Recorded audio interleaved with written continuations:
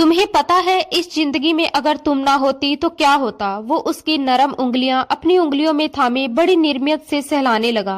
पायल के होठों पर हल्की सी मुस्कान आ गई, वैसी मुस्कान जैसी तब आती है जब आप जानती हो कि आप सामने वाले के लिए कितनी अहम हैं। फिर भी वह राज आहूजा के मुंह से जवाब सुनना चाहती थी। क्या होता, उसने पूछा। राज ने गहरी नजरों से उसे देखते हुए कहा, वही होता जो ऑक्सीजन के बिना इस दुनिया का होता। फना हो जाता मैं। तुम मेरी जिंदगी में ऑक्सीजन की तरह हो पायल। मेरी आसपास रहा करो ताकि मुझे सांस आती रहे। वो उसे ऐसी मोहब्बत भरी नजरों से निहार रहा था जैसे उसे अपने सीने में छुपाकर रख लेना चाहता हो, जहां वह उसकी धड़कनों के साथ धड़कती रहे और कहीं उससे जुदा ना हो जाए। पायल हल्की हंसी के साथ बोली, अच्छा तो अभी मुझे रोकने के लिए डायलॉग की बरसात की जा रही है, मगर सुन लो, मैं रुकने वाली नहीं हूँ। मुझे जाना ही होगा राज। बस कुछ महीनों की ही तो बात है। जैसे ही मेरा ये प्रोजेक्ट कंप्लीट होगा, उड़कर आपके पास आ जाऊंगी। और वैसे भी आपका बिजनेस सिर्फ ड्रेसिंग और पर्सनैलिटी से नहीं चलता। एक हाजिर जवाब दिमाग की भी जरूरत होती है, और वो थोड़ा सा मेरे पास है। ये कहते कहते वो खिलखिलाकर हंस पड़ी। ये प्रोजेक्ट मेरे दिमाग की बची खुची गर्मियों को भी खोल देगा। फिर हम दोनों साथ मिलकर काम करेंगे और इस दुनिया को हिलाकर रख देंगे। राज आहूजा बस उसे सराहना भरी नजरों से देखता रह गया। सीधी तरह बोलो, वो मुस्कुराते हुए बोला कि मैं किसी काम का नहीं हूँ। मेरा बिजनेस सिर्फ तुम्हारी इंटेलिजेंस की वजह से चल रहा है, वरना मेरे अपोजिशन तो कब के मुझे मुंह के बल गिरा चुके होते। वो बुरा माने बिना खुले दिल से अपनी बेइज्जती कर रहा था, क्योंकि पायल के सामने वह खुद को ऐसे ही ट्रीट करता था। पायल ने हल्के से उसे डांटते हुए कहा, अब ऐसी भी बात नहीं है राज। मेरा अकेला दिमाग कुछ नहीं कर सकता। जो भी आज तक हमने इस बिजनेस के लिए प्लान किया है, वो हमने साथ मिलकर किया है। मेरे सामने यूं खुद को छोटा मत समझा करो। मुझे बिल्कुल अच्छा नहीं लगता कि मेरी जिंदगी में शामिल होने वाला मर्द मुझसे कम दर्जे की हैसियत पर खुद को रखे। फिर उसने उसका हाथ छुड़ाते हुए कहा, अच्छा अब हाथ छोड़िए वरना मेरी फ्लाइट छूट जाएगी। वो दोनों इस वक्त एयरपोर्ट के वेटिंग एरिया में खड़े थे। पायल की फ्लाइट की अनाउंसमेंट हो चुकी थी। 3 महीनों के लिए उसे अपने राज से दूर जाना था। ये फैसला दोनों के लिए बेहद मुश्किल था, मगर जरूरी भी। पायल हमेशा से अपने इंटेलिजेंस को उसकी पीक तक आजमाती आई थी। उसे चैलेंज पसंद थे। जिस यूनिवर्सिटी से उसने एमबीए किया था, उसी के प्रोफेसर ने उसे एक इंटरनेशनल प्रोजेक्ट ऑफर किया था जो बेहद मुश्किल था, और उसके साथ तुर्की चलने का प्रस्ताव भी। और पायल को तो हमेशा से मुश्किलें ही पसंद थी, इसलिए उसने हामी भर ली। बस राज को मनाना सबसे मुश्किल काम था। 3 दिनों से वह उसके आगे पीछे घूम रही थी, मगर वो उसकी एक भी बात सुनने को तैयार नहीं था। मत जाओ ना पायल, बस 3 महीनों की ही तो बात है। मैं यूं ही गई और यूं वापिस आ गई। ये सब बातें मत करो पायल, आखिर जाने की जरूरत ही क्या है। ये सिर्फ एक एक्सपेरिमेंट है, और वही एक्सपेरिमेंट तुम यहाँ बिजनेस में कर लो। मैं तुम्हें पूरी छूट देता हूँ, बस मेरे पास रहो। मैं 3 महीने तुमसे दूर नहीं रह सकता और तुम्हारे साथ जा भी नहीं सकता, क्योंकि पीछे इतना सब संभाल रहा हूँ। वह बच्चों की तरह नाराज हो गया था। पायल ने राज के दोनों गाल पकड़कर उन्हें जबरदस्ती इधर उधर खींच दिया। अगर नहीं जाने दोगे तो मैं ऐसे ही तुम्हें तंग करती रहूंगी, बहुत सिर खाऊंगी तुम्हारा। तुमने मुझे अपना पर्सनल मैनेजर रखा है ना, तो अब मैं बॉस की तरह तुम पर हुक्म चलाऊंगी। बॉस प्यारी सी धमकी दे रही थी और राज आहूजा ठहाका लगाने पर मजबूर हो गया। तो पहले मैं किसकी मानूं और असली बॉस कौन है? मैं तो बस नाम का ही बॉस हूँ यार। मुझे तो लगता है किसी दिन तुम ही मुझे मेरे ही बिजनेस से निकाल दोगी, तो फिर दूर रहिए मुझसे, और होशियार भी। वो नकली गुस्से से बोली, इसी में आपकी भलाई है। अब तो कुछ नहीं हो सकता, राज मुस्कुराया।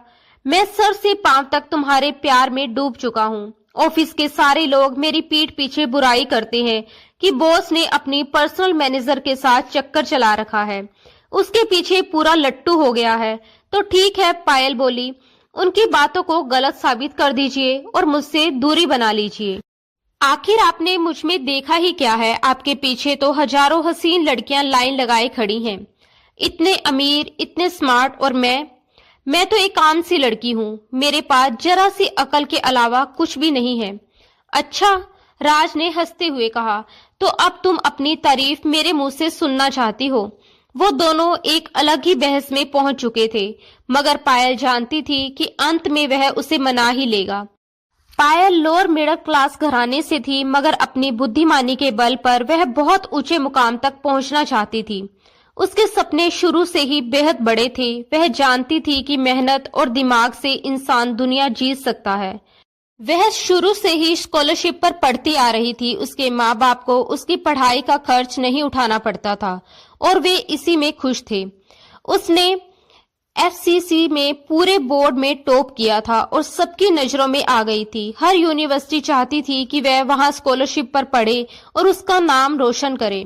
पायल ने दिल्ली की एक बहुत मशहूर यूनिवर्सिटी में एडमिशन लिया। वहां बैचलर्स करने के बाद उसने एमबीए में प्रवेश लिया। उसकी कामयाबियां और शोहरत दूर दूर तक फैल चुकी थी।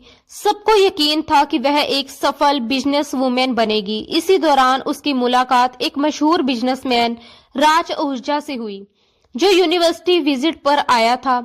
जब वह उसकी क्लास में आया और बिजनेस से जुड़े सवाल पूछे, तो पायल ने हर सवाल का जवाब बेहद खूबसूरती से दिया। एक सफल बिजनेस चलाने के लिए कौन कौन सी स्ट्रेटेजी होनी चाहिए, पायल सारे पॉइंट्स गिनाने लगी। राज उस पल बेतहाशा प्रभावित हुआ और उसने अपनी कंपनी में जॉब का ऑफर दे दिया। उस समय पायल का एमबीए का आखिरी सेमेस्टर चल रहा था, मगर वह साथ साथ नौकरी भी करना चाहती थी और यह उसके लिए बेहतरीन मौका था। वह राज आहूजा की कंपनी में इंटरनल के दौरान पर काम करने लगी, लेकिन जल्द ही उसने अपनी बेहतरीन काबिलियत दिखानी शुरू कर दी। उस वक्त राज आहूजा का बिजनेस उसके दुश्मन मलकीत के बिजनेस के मुकाबले काफी डाउन जा रहा था। पायल की बताई गई स्ट्रेटजी ने कमाल कर दिखाया। उनके प्रोडक्ट्स की मार्केट वैल्यू तेजी से बढ़ने लगी। हर कोई उन्हीं को प्रेफर करने लगा। मलकीत कहीं पीछे छूट गया और राज को लगने लगा कि ये सब पायल की बुद्धिमानी का नतीजा है। उसने पायल को अपना पर्सनल मैनेजर बना लिया और वह हर सलाह उसी से लेने लगा। धीरे धीरे राज और पायल एक दूसरे के काफी करीब आने लगे और एमबीए के बाद पायल ने ऑफिशियली राज की कंपनी के लिए काम करना शुरू कर दिया।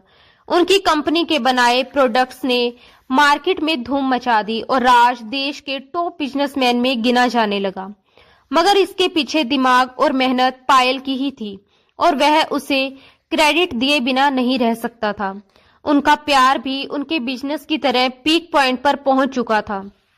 एक दूसरे के बिना सांस लेना तक मुश्किल हो गया था। इसी दौरान पायल को एक अहम प्रोजेक्ट के सिलसिले में तुर्की जाना पड़ा। राज चाहकर भी उसे रोक नहीं सका, मगर जाने से पहले उसने उसकी उंगलियों में अंगूठी पहनाकर उसे हमेशा के लिए अपना बना लिया था। पायल को अपनी किस्मत पर यकीन नहीं हो रहा था, लेकिन राज आहूजा जैसा इंसान मिल जाए तो उसे और क्या चाहिए था। मगर वह ये नहीं जानती थी कि उसी की बुद्धिमानी उसे कितने कठिन इम्तिहान में झोंकने वाली थी। आखिर कौन है पायल नाम की लड़की, जिसने राज आहूजा की कंपनी को आसमान तक पहुंचा दिया। हर किसी की जुबान पर उसी कंपनी के प्रोडक्ट्स हैं, हमारा तो कोई नाम भी नहीं लेता। मलकीत अपने पर्सनल सेक्रेटरी पर चिल्ला रहा था। उसका बस नहीं चल रहा था कि राज आहूजा को तबाह कर दे। वह और राज कई सालों से एक दूसरे के कड़े प्रतिद्वंदी थे। दोनों एक ही तरह के प्रोडक्ट्स बनाते थे। पहले मलकीत के प्रोडक्ट्स मार्केट में अच्छी कीमत पाते थे और उनकी वैल्यू दिन ब दिन बढ़ रही थी, मगर अब वह पूरी तरह पीछे छूट गया था। यही बात उसे हजम नहीं हो रही थी। उसे अपनी सेक्रेटरी से पता चला कि राज आहूजा की कामयाबी के पीछे एक औरत का हाथ है, जिसने अपनी बुद्धिमानी से उसे इस मुकाम तक पहुंचाया है। मुझे वह औरत हर हाल में चाहिए। मैं उसे बर्बाद कर दूंगा। उसकी पूरी जानकारी शाम तक मेरे टेबल पर होनी चाहिए। मलकीत ने हुक्म दिया। उसकी सेक्रेटरी यस सर कहकर बाहर चली गई। शाम को मलकीत की मेज पर पायल की पूरी जानकारी रखी थी। वह मेडिकल क्लास घराने से थी, मगर उसका शैक्षिक रिकॉर्ड ऐसा था कि कोई भी प्रभावित हुए बिना नहीं रह सकता था। उसकी बुद्धिमानी का डंका दूर दूर तक बजता था। अच्छा, तो यही है राज आहूजा की कामयाबी की वजह। मलकीत बुदबुदाया। अब मैं देखता हूँ कि इसका बिजनेस कैसे आगे बढ़ता है। अगर इसे मुंह के बल ना गिराया तो मेरा नाम भी मलकीत नहीं। उसे पता चल चुका था कि पायल किसी प्रोजेक्ट के सिलसिले में तुर्की गई हुई है और मलकीत का इरादा था कि वह उसे वहीं से उठा लेगा और ऐसी जगह पहुंचा देगा जहां से राज आहूजा उसे ढूंढ भी ना सके। उधर राज आहूजा हाथ में फूलों का गुलदस्ता लिए दूसरी कलाई में बंधी घड़ी को बार बार देखते हुए बेचैनी से समय देख रहा था। आज उसे पायल को एयरपोर्ट से रिसीव करने आना था। उसने ये 3 महीने उंगलियों पर गिन गिन कर गुजारे थे और आज वह बेताबी से उसके इंतजार में खड़ा था। फ्लाइट लैंड हो चुकी थी और यात्री एक एक करके बाहर निकल रहे थे। राज की निगाहें भीड़ के बीच बस पायल को तलाश रही थी, मगर वह कहीं दिखाई नहीं दी। थोड़ी ही देर में सारे पैसेंजर्स बाहर आ चुके थे, लेकिन पायल उनमें नहीं थी। राज का दिल बेचैनी से भरने लगा। पायल ने खुद उसे कॉल करके कहा था कि वह इसी फ्लाइट से लौट रही है। तभी उसकी नजर उस प्रोफेसर पर पड़ी जिनके साथ पायल तुर्की गई थी। राज तुरंत उनके पास पहुंचा और घबराए हुए अंदाज में पायल के बारे में पूछा। प्रोफेसर खुद हैरान रह गए। अरे, वो तो मुझसे बहुत पहले निकल चुकी थी। उसे आपसे मिलने की बड़ी जल्दी थी, इसलिए मैंने भी उसे रोका नहीं। क्या वह अब तक आपसे नहीं मिली? ये सुनते ही राज का दिल और घबरा गया। उसने फौरन पायल को कॉल किया, मगर फोन बंद जा रहा था। ये क्या मजाक है पायल? मुझे ऐसे मजाक बिल्कुल पसंद नहीं, वह खुद से बुदबुदाया। पहले तो उसे लगा कि शायद पायल कोई सरप्राइज देने वाली है, लेकिन 1 घंटा बीत गया, ना कोई कॉल आई, ना ही वह सामने आई।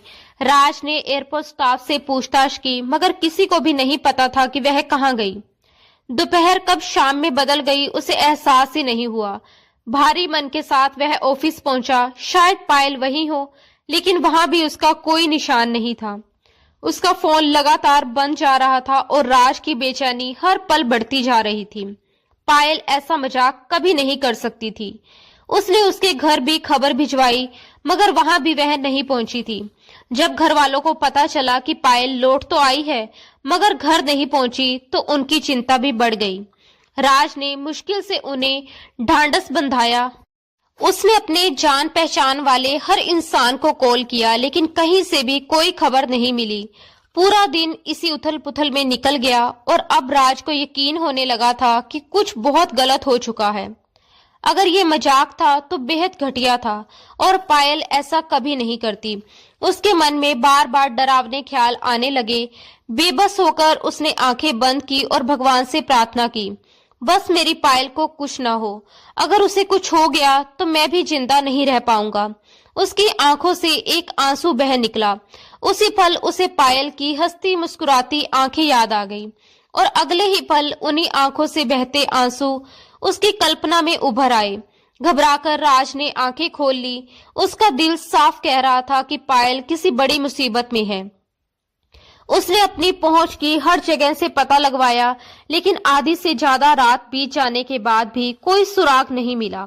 आखिरकार उसे पुलिस में रिपोर्ट दर्ज करवानी पड़ी, क्योंकि पायल राज के साथ ऐसा भद्दा मजाक कर ही नहीं सकती थी।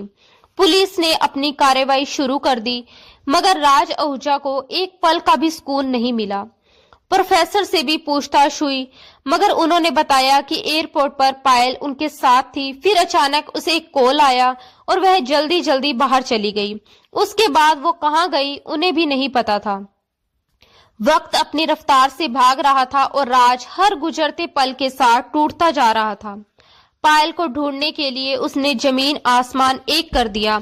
उसने अपना काम, अपनी खुशियां, यहाँ तक कि खाना पीना तक छोड़ दिया, मगर पायल कहीं नहीं मिली।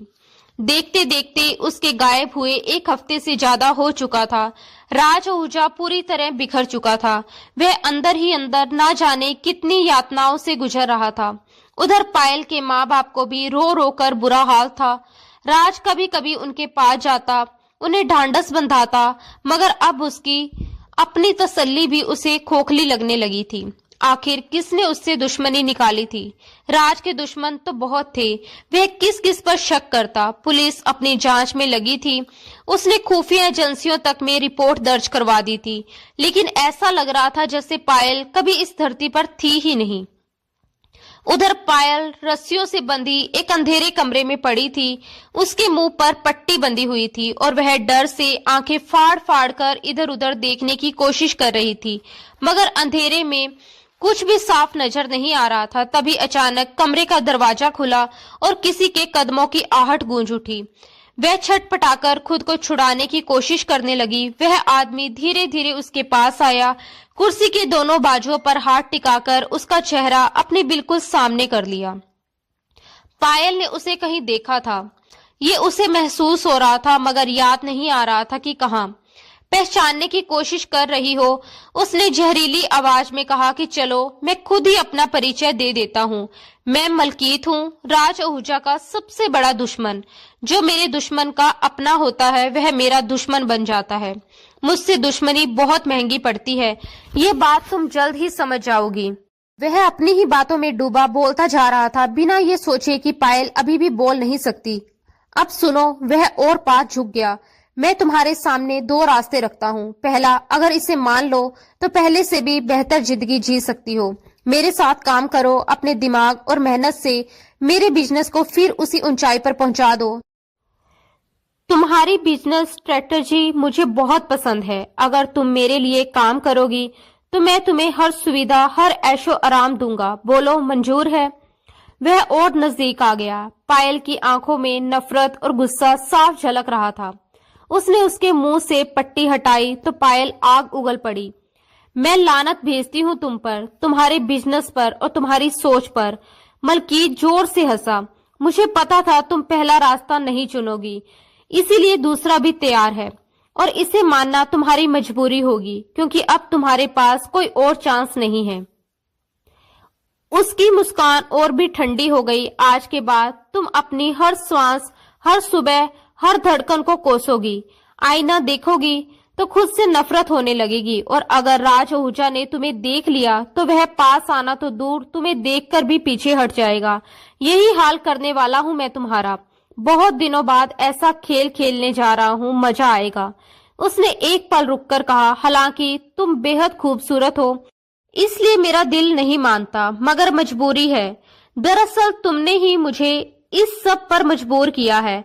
मैंने तो तुम्हें पहले ही एक रास्ता दिया था, लग्जरी जिंदगी का, मगर तुम बहुत जिद्दी हो और इस जिद की कीमत तुम्हें बहुत भयानक तरीके से चुकानी पड़ेगी।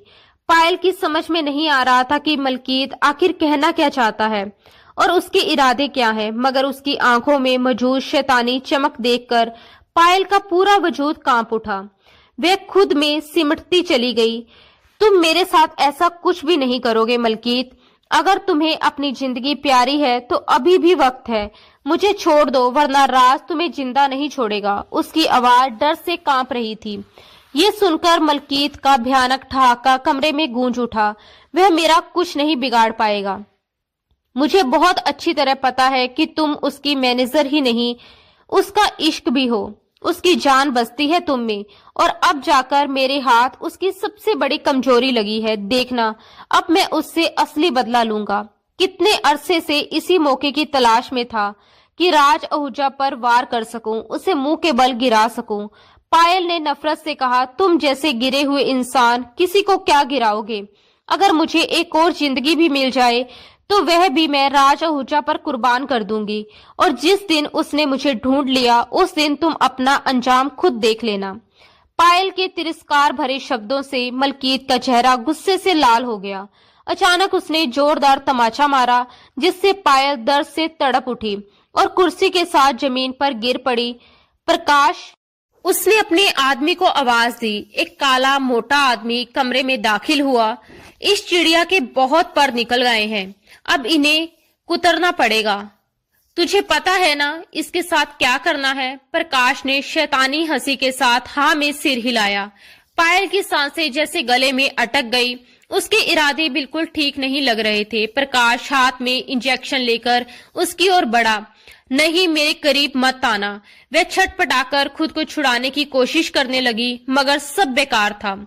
अगले ही पल इंजेक्शन उसके बाजू में उतर चुका था। पायल ने होश में रहने की पूरी कोशिश की, मगर धीरे धीरे उसकी आंखें भारी होती चली गई। उसे पिंकी बाई के कोठे पर पहुंचा दो, जब हर रात एक नए मर्द का बिस्तर गर्म करेगी तब इसकी अकड़ टूटेगी।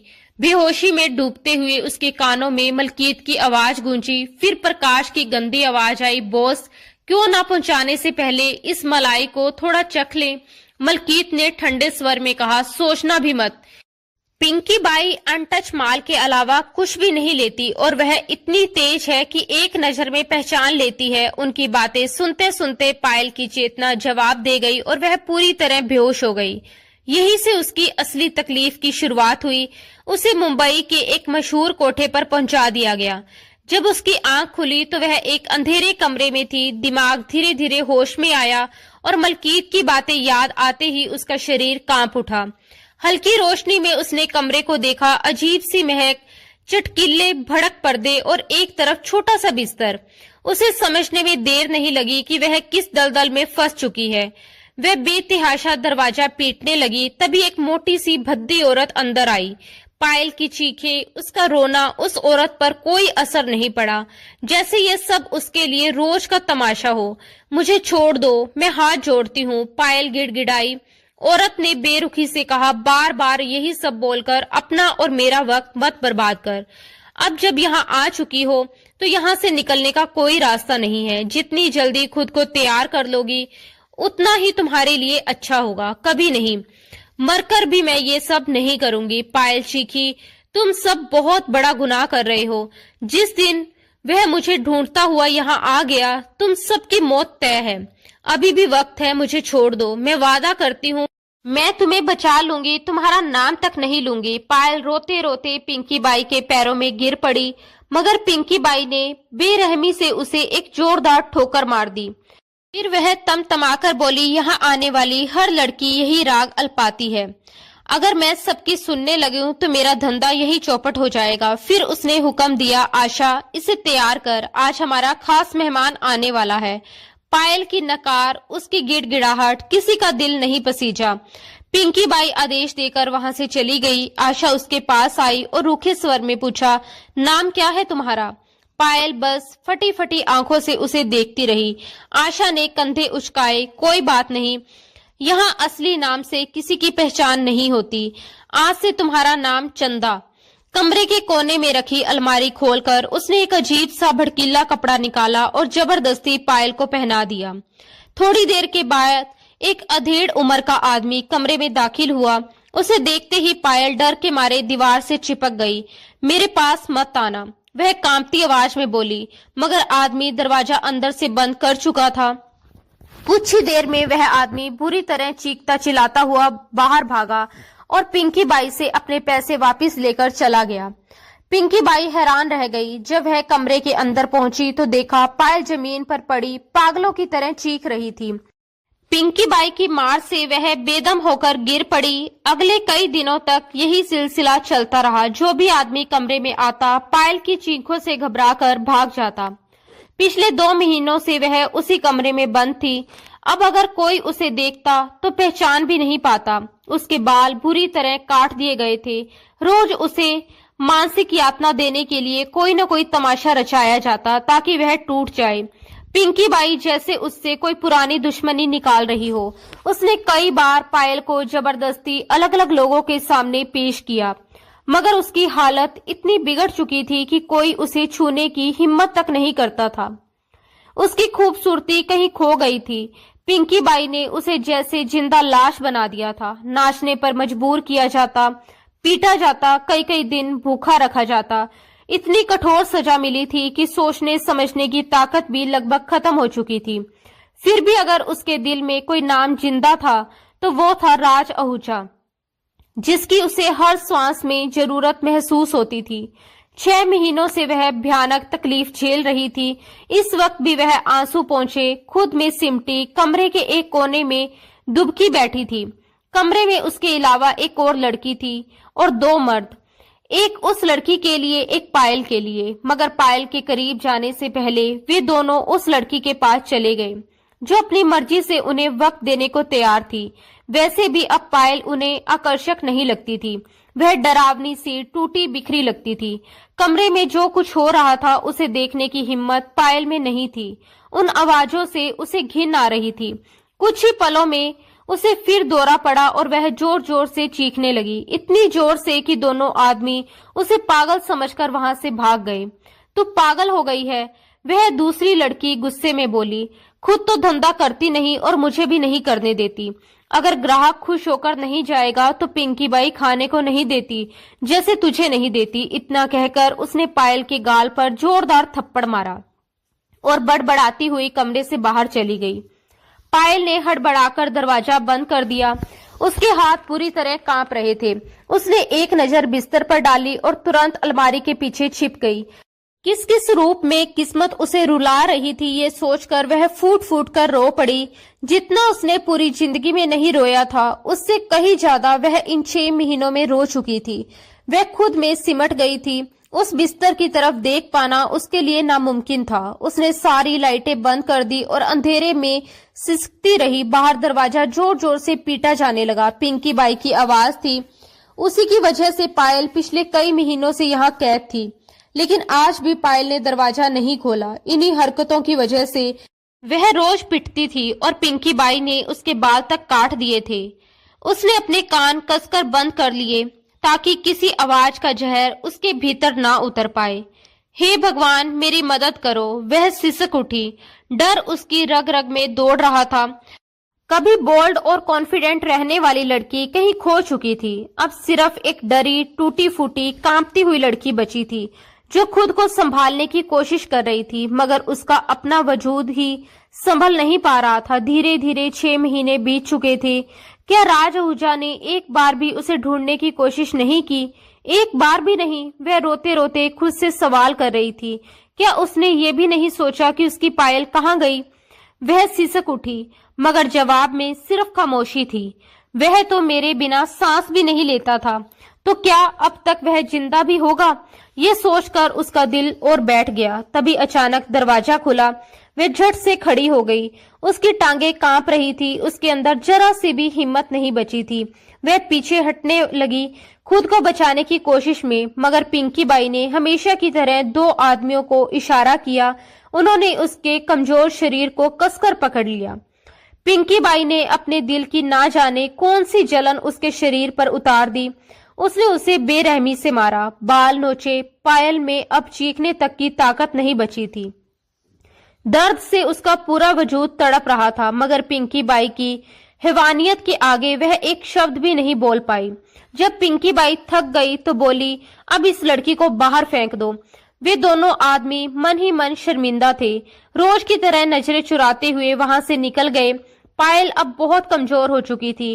वह मुंह के बल जमीन पर गिर पड़ी। अरे साहब, क्या मुसीबत भेज दी है आपने। जरा भी कमाई नहीं देती ये आफत, पिंकी बाई किसी से फोन पर कह रही थी। तभी दरवाजा फिर खुला। किसी के जूतों की टकटक कमरे में गूंजने लगी। एक जूता आकर पायल के चेहरे के बिल्कुल पास रुक गया। वह आदमी झुका और मोबाइल की टॉर्च से उसके चेहरे पर रोशनी डाली। उसके चेहरे पर गहरे जख्म थे। सुनहरे बाल जगह जगह से बेरहमी से कटे हुए थे। हाथों पर भी घाव थे। वह आदमी बड़ी शांति से मुस्कुराया। तेज रोशनी से पायल ने आंखें कसकर बंद कर ली। अरे अरे, कितनी मेहमान नवाजी कर दी तुम लोगों ने इसकी। वह ठहाका लगाकर हंसा। पायल ने आंखें खोल दी। शायद वह समझ गया था कि वह उसे पहचान चुकी है। तभी अंधेरे में एक डरावनी ठोकर गूंजी। पायल ने उठने की कोशिश की, मगर उसका टूटा हुआ शरीर साथ नहीं दे रहा था। वह बुरी तरह जख्मी थी। अचानक वह आदमी खड़ा हुआ और उसने पायल के उसी घायल हाथ पर अपना जूता रख दिया, इतनी जोर से कि वह बिना पानी की मछली की तरह तड़प उठी। ये सजा राज आहूजा के नाम की है मेरी जान। वह उसके घायल चेहरे पर उंगलियों से लकीर खींचते हुए बोला। दर्द से वह बिलक पड़ी। उसने लाइटें जलाने को कहा। रोशनी होते ही मलकीत का चेहरा पायल की आंखों के सामने साफ हो गया। वह भीगी टूटी नजरों से उसे देख रही थी। ओ माय डियर, तुम्हारा क्या हाल हो गया? वह जहर भरी हंसी हंसा। पायल भारी सांसें लेते हुए सिसकने लगी। उसकी हर सांस जैसे बोझ बन गई थी। आंसू चुपचाप उसके गालों पर बह रहे थे। मलकीत ने आखिरकार उसका हाथ दबाने वाला जूता हटा दिया और उसके पास बैठ गया। मुझे अफसोस है तुम्हारे साथ जो हुआ, बहुत अफसोस है, वह बनावटी हमदर्दी दिखाते हुए बोला। मगर इसमें गलती तुम्हारी थी, मेरी नहीं। तुम उस लूजर के साथ खड़ी थी, उसे आगे बढ़ा रही थी। वो मुझसे ज्यादा अमीर होता जा रहा था तुम्हारी वजह से। मैंने तुम्हें ऑफर दिया था ना कि मेरे साथ काम कर लो, मैं तुम्हें उससे कहीं ज्यादा देता, मगर तुम पर तो राज की मोहब्बत का भूत सवार था। पूरे 6 महीने हो गए आया वो तुम्हें बचाने। अगर उसे इतनी ही मोहब्बत होती तो पाताल से भी ढूंढ लाता तुम्हें, मगर वह तो अपनी दुनिया में खुश है। शायद कोई नई लड़की भी फंसा ली होगी। ये कहकर वह हंस पड़ा। पायल ने बड़ी मुश्किल से सांस ली, जैसे उस एक श्वास में ही हजारों दर्द छिपे हो। जिस दिन उसे पता चल गया कि ये सब तुमने किया है, उस दिन तुम्हारा इस धरती पर आखिरी दिन होगा। वह तुम्हें टुकड़ों में काटकर गिद्धों को खिला देगा। टूटी टूटी सांसों से निकलते उसके शब्दों ने मलकीत के चेहरे का रंग बदल दिया। पल भर में उसके चेहरे पर अंधेरा छा गया। पायल को लगा जैसे उसके जख्मों की जलन थोड़ी कम हो गई हो। वह ना मुस्कुरा सकी, ना ताना मार सकी, मगर उसकी बात मलकीत के दिल में कहीं गड़ गई थी। अगले ही पल मलकीत ने गुस्से में उसके मुंह पर जोरदार थप्पड़ मारा। उसकी नाक से खून बहने लगा और आंखों से आंसू झलक पड़े। वह यही नहीं रुका, एक और बेरहम लात उसके शरीर पर पड़ी। पायल दर्द से चीख उठी।